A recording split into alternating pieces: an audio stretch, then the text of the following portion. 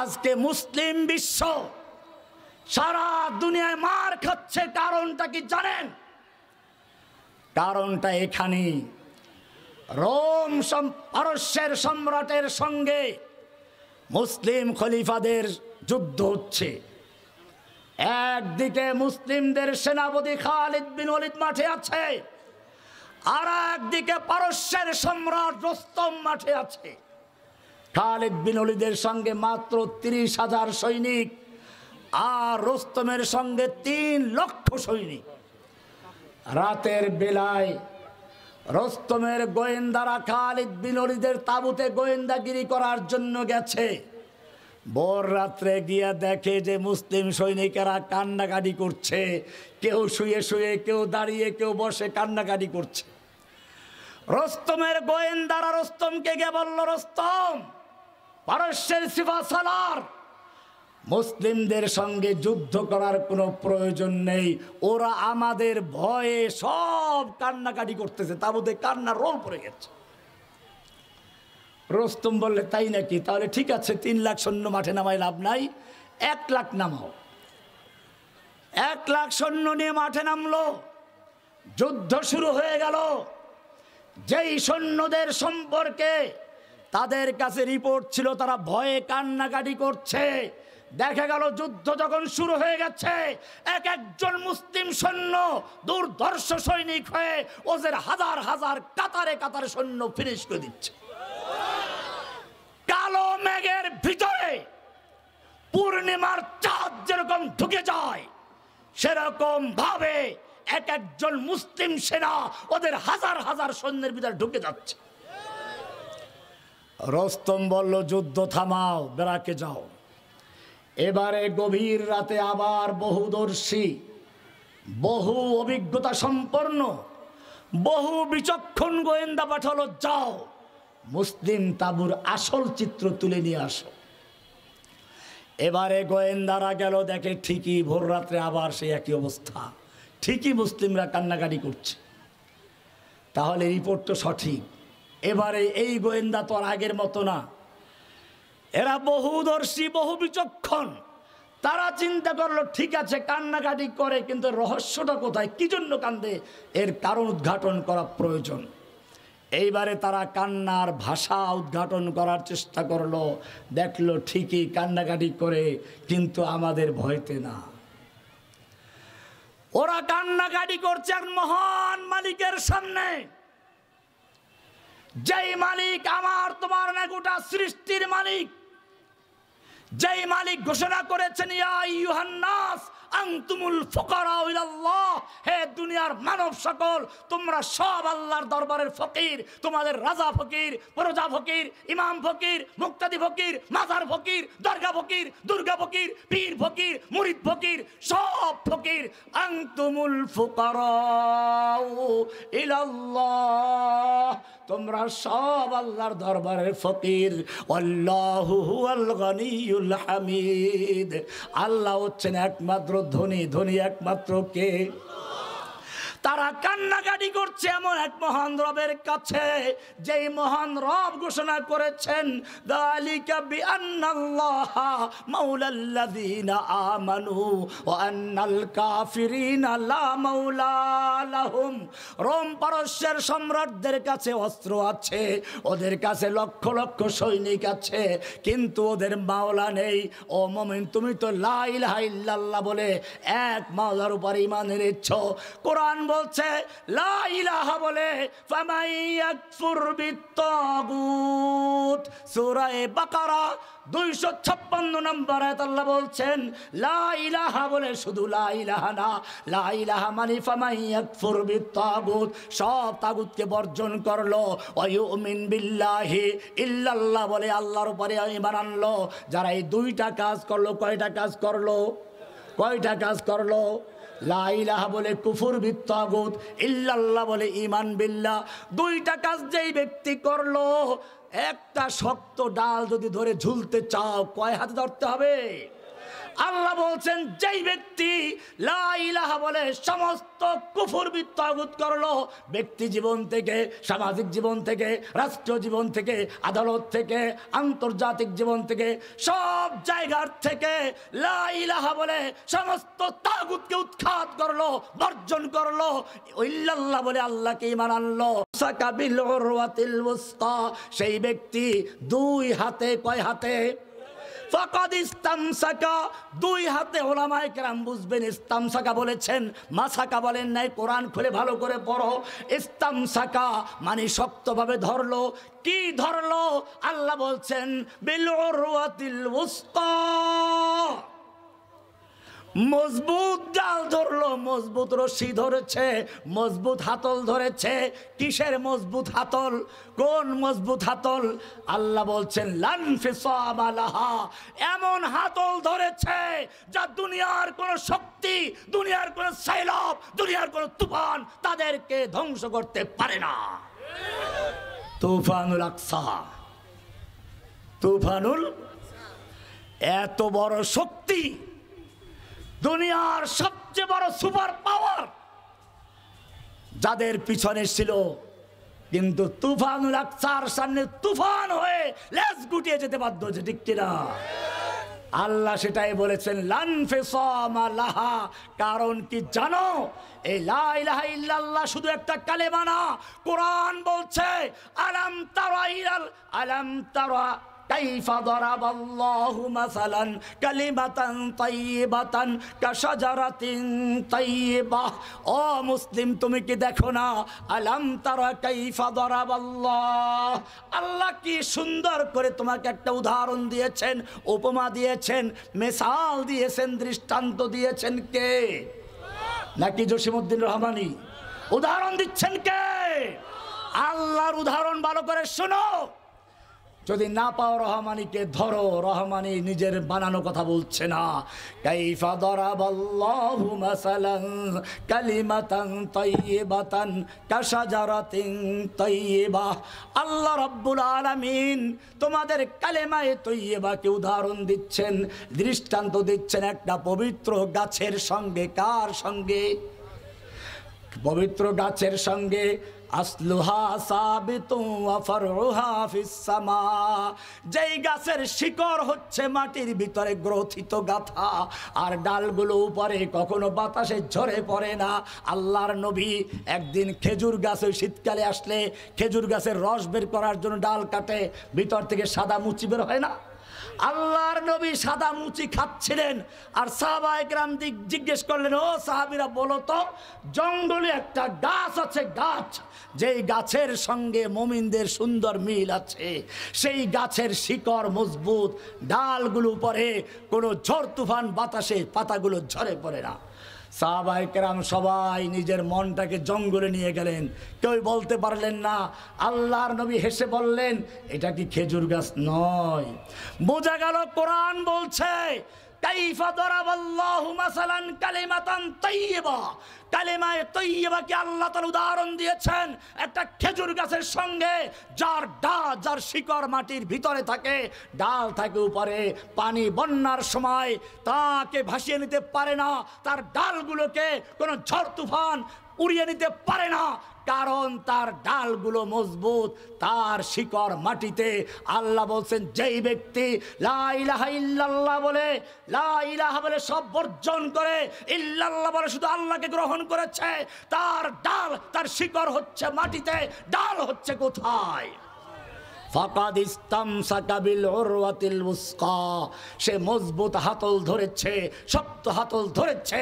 লান ফিসামা লাহা, দুনিয়ার কোন ঝড়ো হাওয়া, দুনিয়ার কোন শক্তি, দুনিয়ার কোন সাইলাব, দুনিয়ার কোন প্লাবন তাকে উড়িয়ে নিতে পারবে না। কে বলেছেন?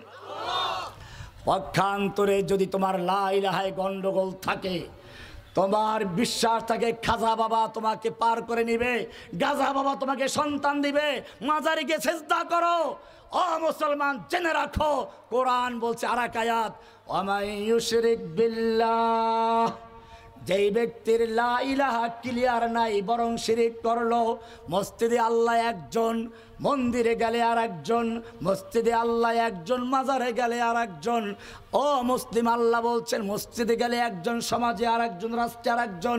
আল্লাহ বলছেন আমায় ইউশরিক বিল্লাহি, যেই ব্যক্তি আল্লাহর সঙ্গে শিরিক করলো, লা ইলাহা নাই, আল্লাহকেও মানে, আবার তার অন্য খাজা গাজা ল্যাংটা সব আছে, তার চট আর জট আছে না কতগুলো।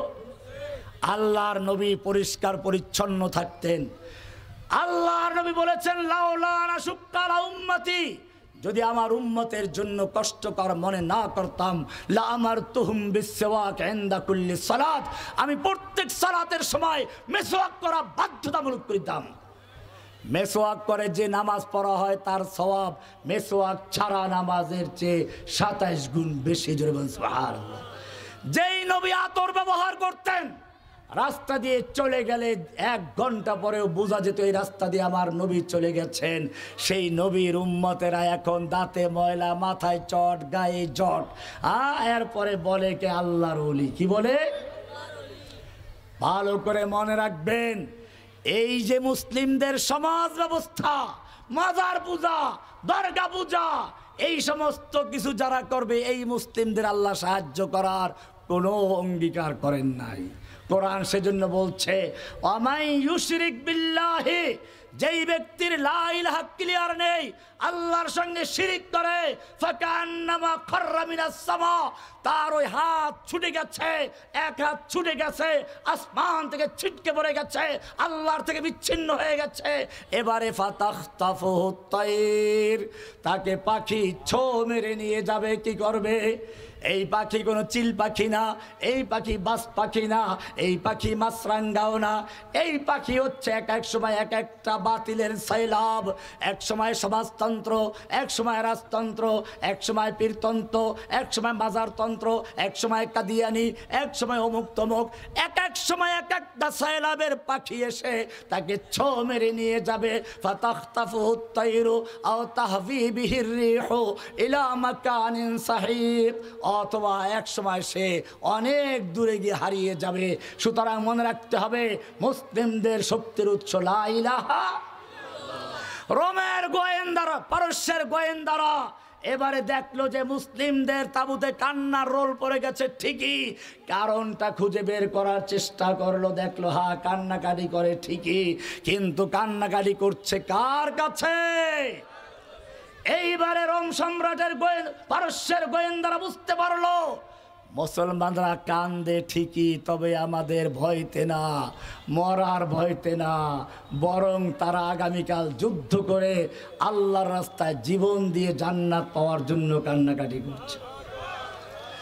এবারে গোয়েন্দারা রোম সম্রাটকে গিয়ে বলল, শোনো, পারস্যের প্রধান সেনাপতি জেনে রাখো, মুসলিমদের বিরুদ্ধে যুদ্ধ করে জয়লাভ করার স্বপ্ন দেখো না। পারস্য সেনাপতি জিজ্ঞেস করলো, কারণ কি? মুসলিমদের সৈন্য কি আমাদের চেয়ে বেশি? বলে না। তাহলে কি তাদের অস্ত্র আমাদের চেয়ে বেশি? বলে না, তাও না। বলে তাহলে কি তাদের গায়ে অনেক শক্তি বেশি? বলে না, তাও তো তারা জীর্ণ শীর্ণ। রস্তম খেপে গেলেন, আমাকে কেন ভয় দেখাচ্ছ? যুদ্ধের ময়দান আমার সাহস কেন ভেঙে দিচ্ছ? অস্ত্র আমার বেশি, সৈনিক আমার বেশি, শক্তি আমার সৈনিকদের গায়ে বেশি, কেন আমাকে ভয় দেখাচ্ছ? এবারে রস্তমের গোয়েন্দারা বলল, রস্তম, নিশ্চয়ই সৈনিক তোমার বেশি, অস্ত্র তোমার বেশি, শক্তি তোমার সৈনিকদের গায়ে বেশি, কিন্তু জেনে রাখো তোমার সৈনিকদের কাছে মদের পেয়ালা আর সুন্দরী যুবতী নারী যত প্রিয়, মুসলিম সৈনিকদের কাছে আল্লাহর রাস্তায় জীবন দেওয়া তার চেয়ে বেশি প্রিয়। সুতরাং বুঝতে হবে, 1 নাম্বার বিষয় হচ্ছে আজকে সেই আল্লাহর দেওয়া রোড ম্যাপ যেটা শুরু করেছিলাম, কুলনা হাবিতু মিনহা জামিআ, আমার পক্ষ থেকে রোড ম্যাপ যাবে, সংবিধান যাবে। ফামান তাবিআ হুদায়া, যেই ব্যক্তি আমার রোড ম্যাপ মেনে চলবে, ফালা খাউফুন আলাইহিম, তাদের কোনো ভয় নেই, তাদের কোনো চিন্তা নেই, তাদের কোনো চিন্তা নেই। কে বলেছেন? অমুসলিম, সুতরাং তোমাদেরকে আল্লাহ বলেছেন ওয়াতাসিমু বিহাবলিল্লাহি জামিআ, তোমরা আল্লাহর রজ্জুটাকে, আল্লাহর রশিটা কি জানেন? হাবলুল্লাহিল মাতিন, আল কোরআনুল আযীম। আল্লাহ তাআলা তোমাদের একটা রশি দিয়েছেন, যেই রশি দুই হাতে শক্তভাবে ধরতে বলেছেন। সেই রশিটার নাম কি? এই কোরআনকে ঐক্যবদ্ধভাবে ধরতে হবে। কে জামাত, কে বিএনপি, কে আওয়ামী লীগ, কে কওমি, কে আলিয়া, কে আহলে হাদিস, কে সালাফি, কে দাওবন্দি, কে হানাফি, এই সব ভুলে যাও। মানফাত এক है, इस कौम की नुकसान भी एक ही सबका नबी, दीन भी, ईमान भी एक, हरम पाक भी, अल्लाह भी, कुरान भी एक। क्या बुरी बात थी होते जो मुसलमान भी एक। আজকে মনে রাখবে, ওই যে পাখি ছো মেরে নিয়ে যায়, কারণটাকে আমি বলি, ইতিহাস থেকে শিখুন।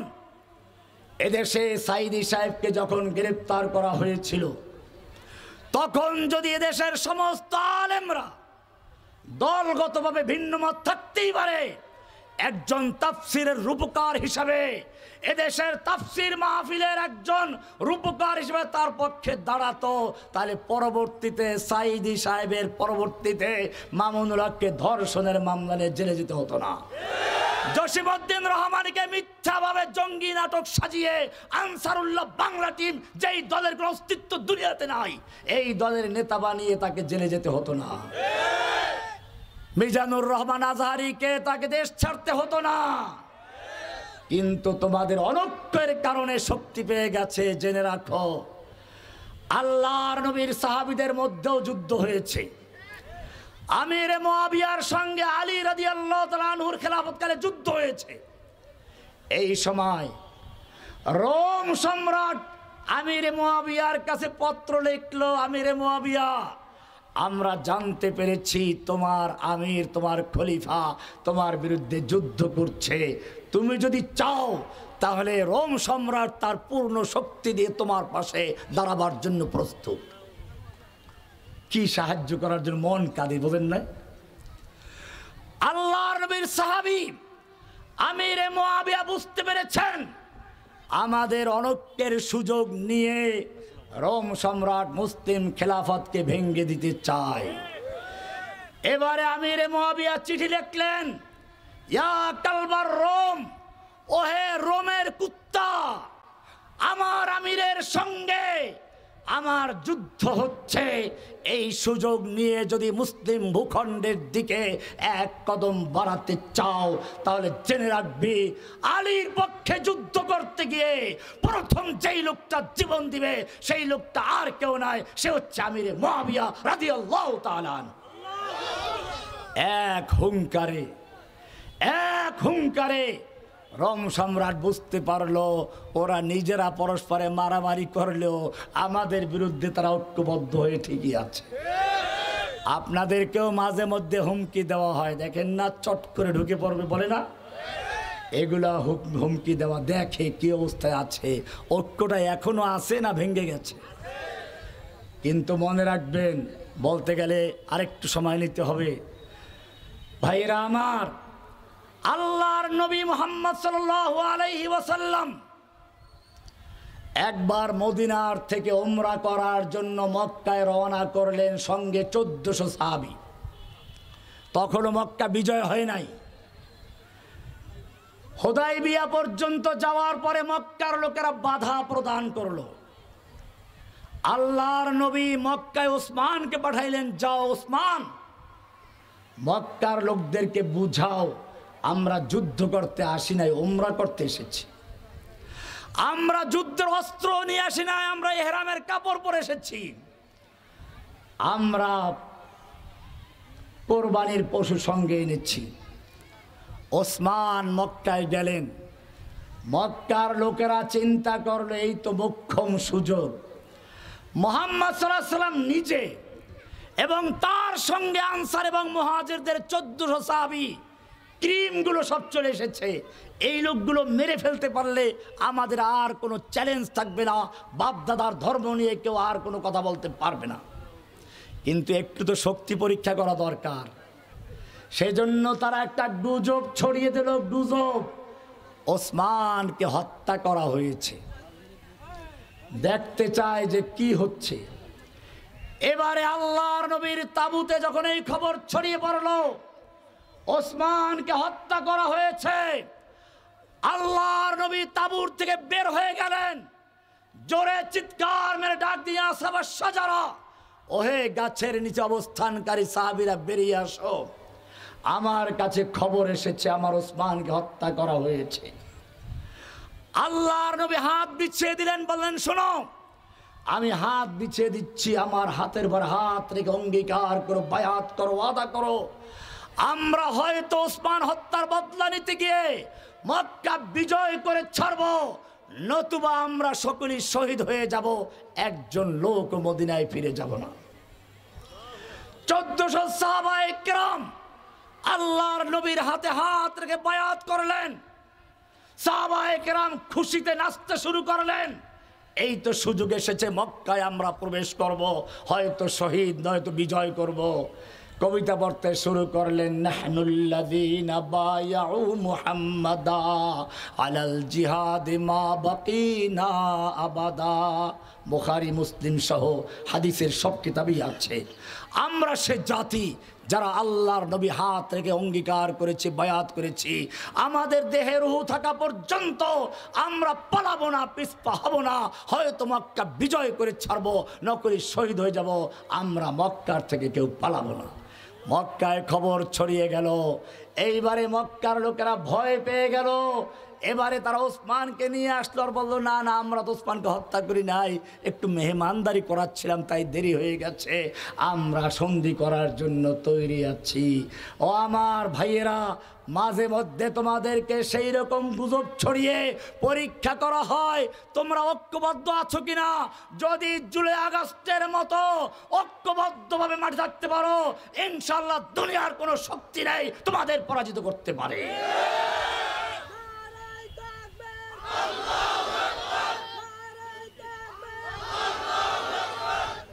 আল্লাহ সুবহানাহু ওয়া তাআলা আমাদের সকলকে ঐক্যবদ্ধভাবে আল্লাহর রজ্জুকে ধারণ করার তৌফিক দান করুন, আমিন। সকল দলাদলি ভেদাভেদ মুছে গিয়ে আমরা সকলেই একেবারে ঐক্যবদ্ধ হয়ে মুসলিম হিসেবে আল্লাহর রজ্জুকে ধরে আল্লাহর জমিনে আল্লাহর দ্বীনকে বিজয়ী করতে পারে সেই তৌফিক দান করুন, আমিন।